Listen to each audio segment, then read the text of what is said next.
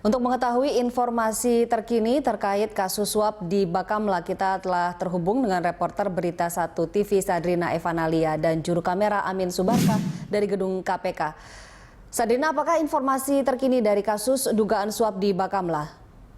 Ani, saat ini KPK masih terus mengembangkan dari kasus OTT KPK yang berada di Bakamla.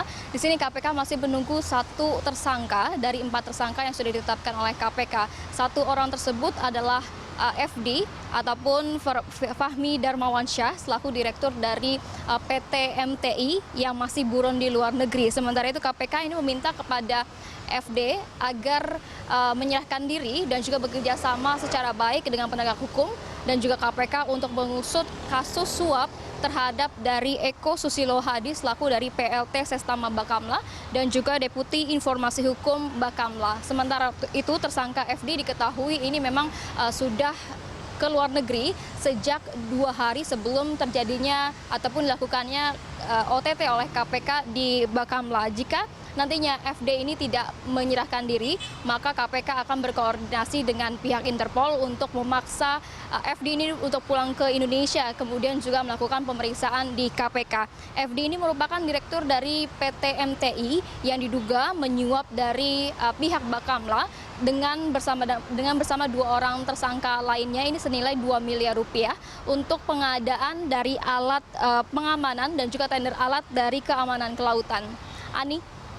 Ya, Sadrina, apa langkah KPK agar bisa mengembangkan kasus suap di sektor keamanan kelautan ini?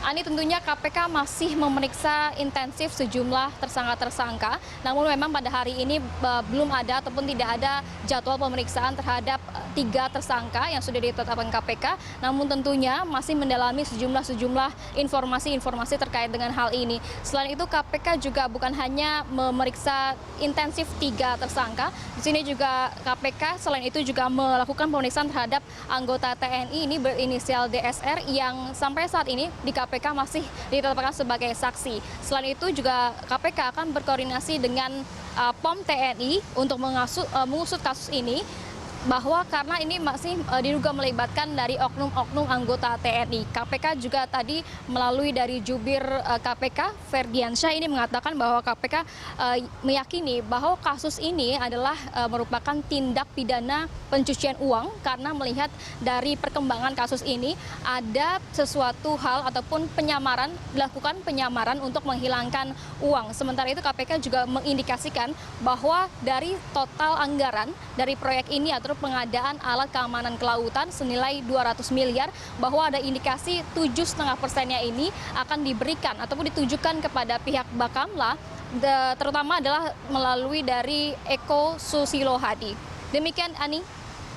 Baik, Sadrina, terima kasih banyak atas laporan Anda. Pemirsa, demikian laporan reporter Berita 1 Sadrina Evanalia dan juru kamera Amin Subarkah dari gedung KPK.